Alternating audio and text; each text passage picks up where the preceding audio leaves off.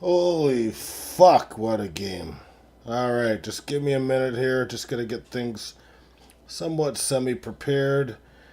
And then we're gonna go over. We're gonna start with the best game of the week, although I didn't watch any other games. We are going to start with why the fuck is Kazumo Akamoto on my goddamn screen here? Fuck off. It's yesterday's screen. Fuck off with that shit. I swear to God, what the fuck is my goddamn fucking phone doing? Okay, we come back to at the Real Thundercloud. Okay, your source for sports. Okay, there we go. Don't fucking tell me to shut up, Sage. You didn't watch one football game today, did you? You're probably watching Chelsea and Manchester United fucking tee off on each other, you fucking lousy son of a bitch. Get the fuck off my channel. You've lost your fucking wrench. You didn't even watch the goddamn game tonight, knowing it's win and you're in, or, well, technically the Steelers could have tied and gone in, but let's not go there. They always like to win and get in, type of phrasing there. You watched the Titans, obviously. Okay, good for you.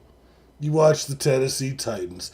Well, Sage, you missed a hell of a game. You missed, if you're actually in this domicile, the thundercloud with me, you would have seen some frustration. You would have seen some anger. You would have seen me trying to put my fist through drywall, but hitting a goddamn stud. But needless to say, everything's good now because the end result is the Pittsburgh Steelers are not on the road again. They're at home again in the playoffs. They are the number 4 seed. They will take on the Houston Texans next week after beating the Ravens 26-24. Now, early on in the game, did not look like they had a fucking chance in hell. To quote Vince McMahon, no chance! No chance in hell! They got stuck by 10 pretty early on. Chris Boswell actually hit a 57-yard field goal early in the game to kind of make it like, okay, we're still in this little dogfight. And then the Steelers at the end of the first half, have put a good drive together. And it's like, basically, I forget who got held. It was one of the white guys. I think one of their tight ends. It was either Fryermuth or Hayward. It's one or the other. Maybe it was Thielen. I don't know. There's too many white guys. It's really hard to tell. Anyways, it brings it down so that it's going to be a goddamn with 2 seconds left in the half, at the 1 yard line. I actually feel in hindsight it would have been better if that flag never happened because at the 6 yard line, 4th and down, it's an easy decision. Kick it, stay down 10-6. But instead they go for it. Doesn't work out. 10-3 at half. And early on in this game, Derrick Henry, he was a boss. He did very well for himself. He went 20 carries for 126 yards, a 6.3 average. However, I think his first 10 totes or so, he got 100 of them. He was averaging 8 to 10 yards per carry after 10 or 12 totes. So, I don't know. They were bringing a real stupid formation, in my opinion. I get you need to respect Derrick Henry. I get it. So they're kind of playing, like a 5-3 or something like that. I guess that's what they would be because they're dropping one of the defensive backs out of the game. So, okay, up front, there's definitely a lot more power. A lot more power for sure. But it kind of leaves you susceptible to the pass. So we'll kind of get into the pass when we talk about the second half of the game, which actually I think we're supposed to talk about right now. I got to say one thing. Jalen Warren played fucking great today. 14 carries, 66 yards. And I don't know, receiving the ball, Aaron Rodgers spread the goddamn wealth. Aaron Rodgers wasn't overly great in terms of like a rating, a 90 rating with a touchdown. It's a lot of dinking and dunking, that sort of thing. Arm strength certainly there. He made 2 passes that were unbelievable. I think both of them were to Pat Fryermuth. I could be wrong. At least one of them went to Fryermuth. Aaron Rodgers. We'll get into that after. Sorry. We'll get into that one drive. It's kind of hard to believe that Aaron Rodgers had a fucking rush of 20 yards today, but he did. But anyway, second quarter is basically Pittsburgh all day, every day, I'd say, controlling the line of scrimmage. They go on a touchdown drive to start the second half, and then, what happens after that? I don't know. Fucking Cameron Hayward gets his hand on the ball, and it gets fucking picked off by TJ Watt, resulting in not a touchdown, but a field goal. So, you're talking, that's pretty damn good. It was just fucking 10-3. Now it's 13-10 for the Pittsburgh Steelers. And then I don't know what the fuck happens in the last quarter. All hell kind of breaks loose. There's a few things I want to say. I don't know if it's on the coordinator. I don't know if it's on the players.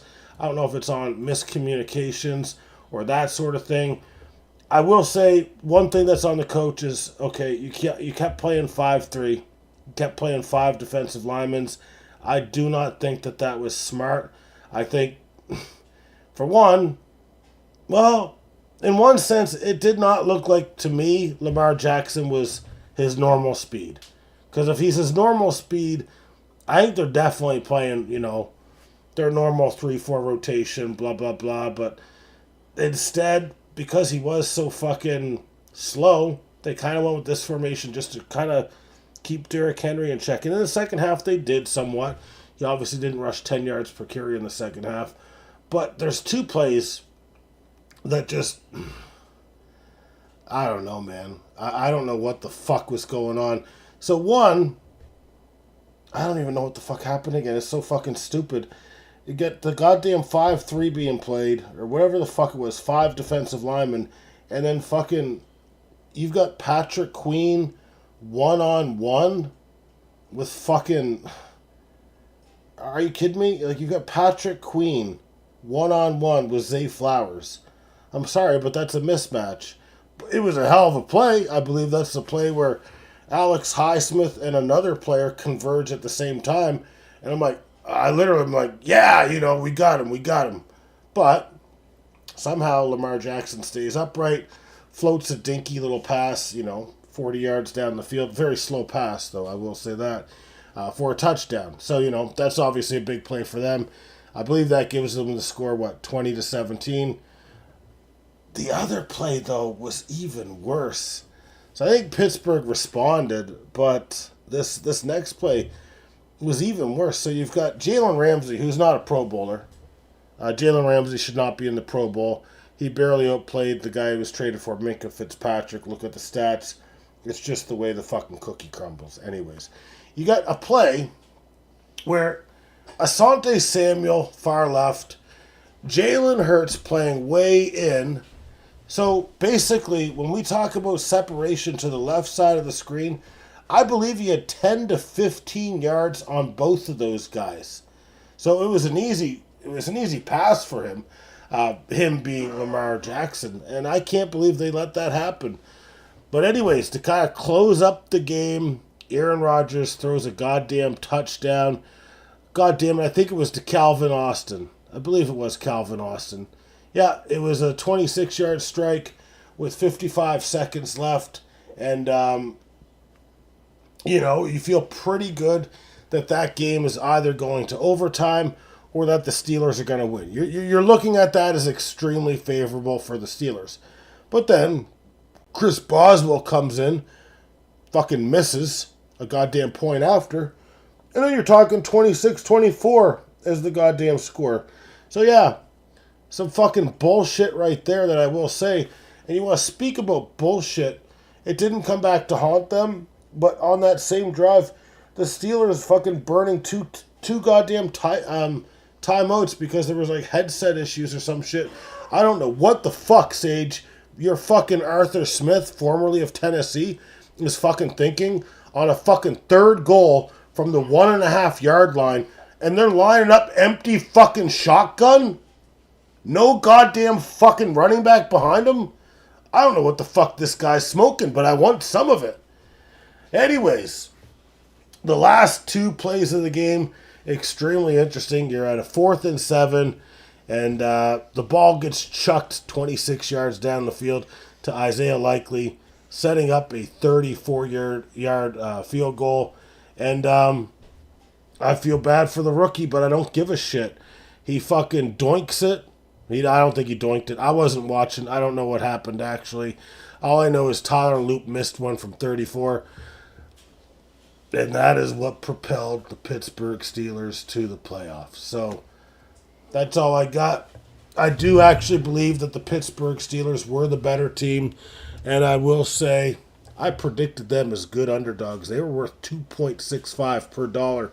So if you guys listened to me yesterday, make sure you give me a 15% cut. Okay? But yeah, we'll see Pittsburgh hosting one more game. That will be against Houston next week. We'll get into the playoff matches after.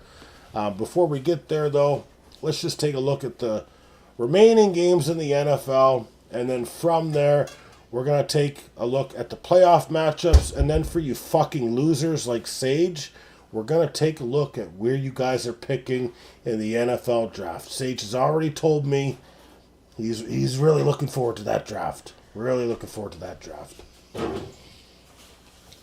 So let's not spend too much time. Riley Leonard actually played pretty good today for the Colts. Kept a very good game against the fucking Houston Texans. Was 21 for 34, 2 touchdowns, 1 interception, a 94 rating. Well, maybe if these guys were smart in Indianapolis, Jim Irsay's daughter and company, maybe they would have thought to play him instead of fucking Phillip Rivers. But hey, who the fuck am I to make a judgment call? CJ Stroud wasn't great today. He had 1 touchdown, 169 yards, doing the same old dipshit stuff that he does. But they end up winning the game 38-30. Not going to go over what their records are while we're going over the box scores, because we're going to go over the standings as well here shortly. Dallas Cowboys, looks like they played Dak Prescott half the game and Joe Milton the other half, at least in terms of attempts. New York Giants win 34-17. That did have some draft implications from what my sources have told me. Those sources being a big long wrench and Sage. Jackson Dart had a pretty good game, 2 touchdowns, 110 rating. Browns win their 5th game of the season, 20-18, and it had nothing to do with Shedeur Sanders. Shedeur Sanders was sacked 6 times, had an 11.9 QBR and a 64.8 rating. Shedeur Sanders is the lowest graded player ever for QBR with at least 6 starts in their career. So I love seeing that people really like Shedeur Sanders, but he's not worth a velvet painting of a fucking whale's vagina. Let's just put it down right now. And Joe Burrow was good today, 3 touchdowns and interception with a 104.2 rating, and he will be known as the quarterback who allowed Myles Garrett to take him down so he could frame that picture. So Myles Garrett is the single season sack record holder after today's game, I believe, with 23.5. Could be wrong, but I never am wrong. So let's not think about that. However, it doesn't count because it was 17 games and not 16 games. So let's move off that. So I did wake up today, at 1:30 Eastern Standard Time, and I was like, you know what? Let's put the Packers on. Let's see what Clayton Tune's all about. So I put the game on, and then I rest my fucking head and go right back to sleep. Clayton Tune only had 11 attempts today, 6 for 11 for fucking 60.4 rating. J.J. McCarthy could not throw a touchdown against us. He did not look overly good. They ended up bringing Max Brosmer into the game. The Packers really just ran the ball. There was nothing for them to gain here. 35 carries, 128 yards, so nothing really notable here. The only notable thing is that the Packers, Javon Bullard did get injured. That is something that they certainly don't need for their secondary entering the playoffs, which we'll get to shortly. The Tennessee Titans got their fucking asses kicked, 41-7. Cam Ward had a pretty good game, 3 for 3 for 52 yards, but they might have yanked him early after the first season because some dipshit named Brandon Allen looks like he came in relief and threw an interception. and wasn't very good. So we'll get into the playoff implications of this game, but I can tell you it is favorable for Jacksonville and the division crown. What else we got? We got the Rams winning 37-20. Sage hates to see the fact that Matthew Stafford chucked 4 touchdowns and couldn't do this last week. And we know what Brock Purdy did last night. Sage was hoping that the finals took place this week, and I can't fucking blame his sorry ass right there. Denver played Trey Lance. Trey Lance had a 43 rating. So it went as we expected. 19-3 victory for the Denver Broncos, who win the AFC. What else we got here? Kind of a funny game. Somehow the Las Vegas Raiders even benched Geno Smith. Maybe they just should have benched him all year. Maybe they'd be 17-0. Who the hell knows? But Aiden O'Connell was able to pick up the fucking win today with a fucking sub 50% passing percentage against the dipshittest team in the league, the Kansas City Chiefs. The Chiefs, we'll tell you where they end in a second, but it's not very good. New England. Drake May only threw 1 touchdown, but he beat the shit out of the Miami Dolphins today, 38-10. Well, it's too bad that the Broncos had to take first place. And as projected, the Washington Commanders won 24-17 against the Philadelphia Eagles. You heard it here first, ladies and gentlemen. And you also heard me say yesterday that the Detroit Lions would win. And they did. 19-16 against the Chicago Bears. We'll get into what this means for the NFC North, but I can give you a spoiler alert. All 4 teams in the NFC North finished above 500. Wish we could say the same about the NFC South, but we can't. And some dumb motherfucker named Brady Cook was pitching today for the New York Jets. Got his ass handed to him. 35-8 by fucking Mitchell fucking Trubisky. I kid you not. I cannot make this stuff up whatsoever. And here is a pick that I got wrong. It was a close game, but the Atlanta Falcons ended their season with an 8-9 record, beating the New Orleans Saints and propelling the Carolina Panthers into the playoffs.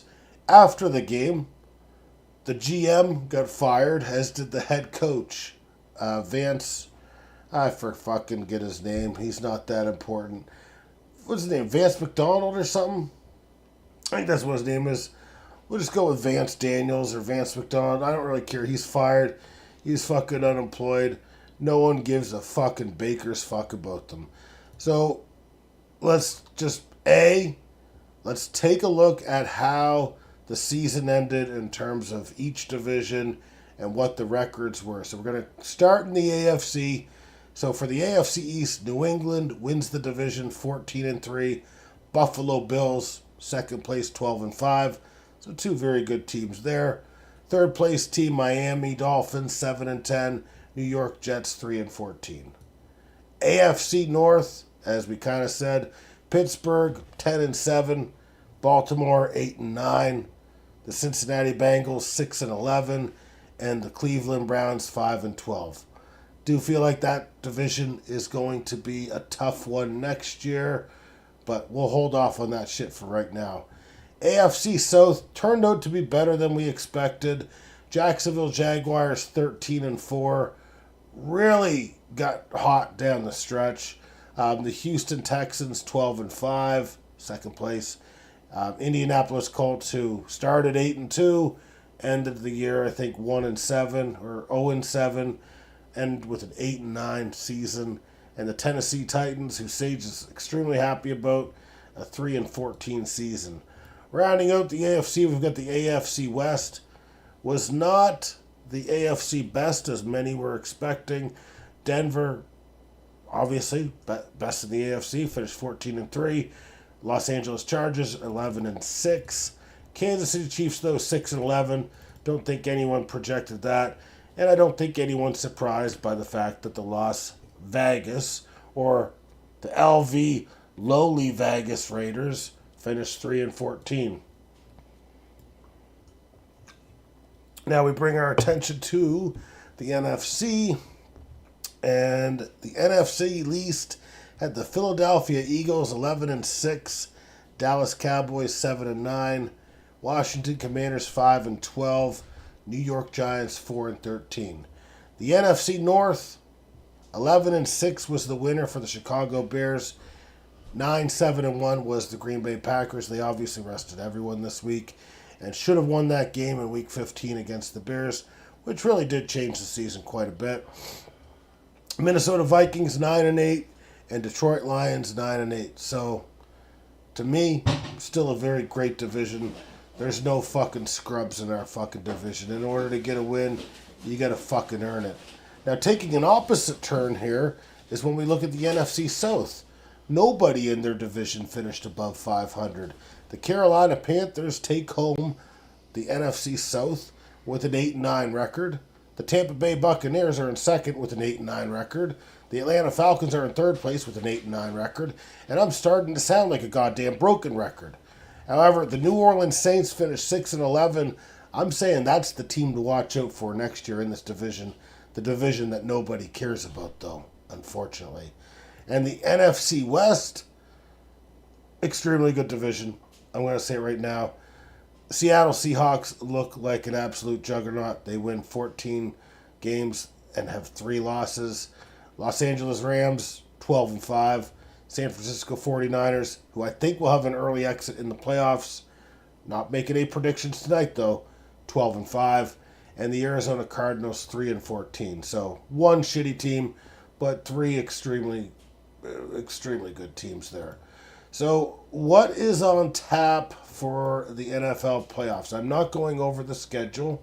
I'm going over the wild card round. So, first round, you will see in the AFC, the Broncos, obviously, taking a seat, watching to see what happens, because they did earn a bye, as did the Seattle Seahawks.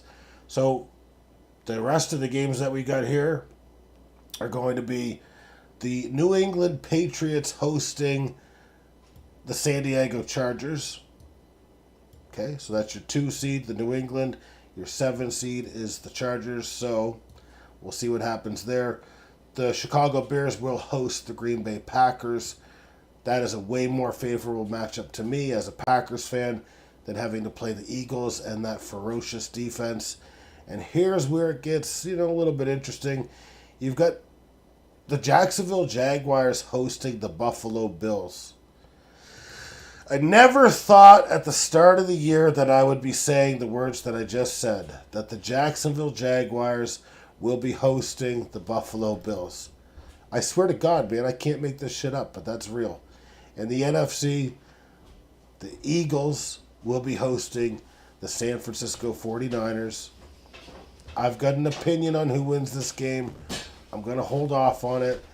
And then finally, you've got the Pittsburgh Steelers hosting the Houston Texans. You're looking at a really good defensive team in Houston. Not sure who I like yet because I'm not a big fan of C.J. Stroud. I think that Pittsburgh's defense could be coming into their own as well, but we'll have to see. And finally, you've got the Carolina Panthers up against the Los Angeles St. Louis Rams. And I think you guys know who I think is going to win there. I'll give you a spoiler. It's going to be the St. Louis Rams taking care of business there. Now, Sage, I saved the best for the last. I need to see what you said here a minute ago. I don't care about any other games. Why watch games if I'm miserable with my own team? Those other teams can pick you up, Sage. Come on, man. Let's not be like that. So, let's bring our attention to the draft. Something that will bring up Sage's spirits. With the first overall pick in the NFL draft, the Las Vegas Raiders are on the clock. So the Vegas, jeez, I think I just said Fagus. The Vegas Raiders are on the clock, number 1. Number 2, is the New York Jets. Number 3 is the Arizona Cardinals. And number 4, Tennessee Titans. Those are all the teams that finished with 3 wins. And rounding out the top 5 is the New York Giants, who I'm telling you guys, look out for next year just a little bit. Number 6, Cleveland, kind of in a weird spot. I feel like they do need a quarterback. So them winning the last 2 games of the season, I don't think benefits them long term. You've got, who was in the playoffs last year, the Washington Commanders picking 7th overall. The New Orleans Saints picking 8th overall, which is sneaky to me. Kansas City Chiefs picking 9th overall. And rounding out the top 10 is the Cincinnati Bengals picking, obviously, with the 10th pick. So from 11 to 18, because we're not going to go over the playoff shit, you've got the Miami Dolphins 11, Dallas Cowboys 12. You've got the Los Angeles Rams picking in the 13 slot because of the trade they made last draft with the Atlanta Falcons for Atlanta to pick up James Pierce. Baltimore is picking 14th.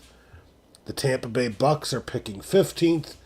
The New York Jets, have a second pick in the first round because Indianapolis felt Sauce Gardner was gonna get things moving along for them at the trade deadline, and they traded a first round pick, I think, for Sauce Gardner. I could be wrong.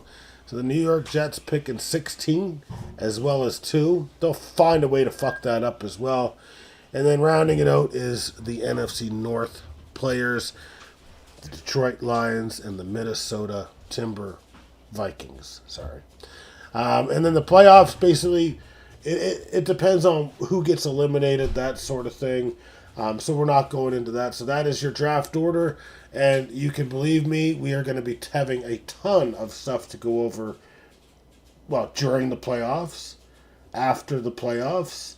We're going to talk about, obviously, free agency. And then we're going to be deep into the draft this year. I can't wait.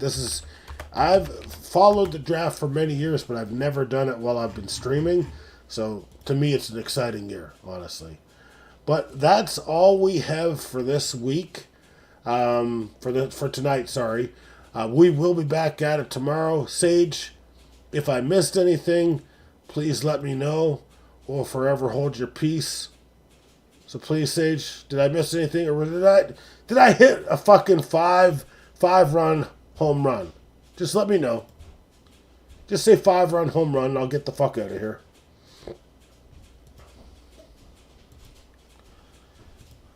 I think he's about to type in 5-run. He typed in 5-run home run.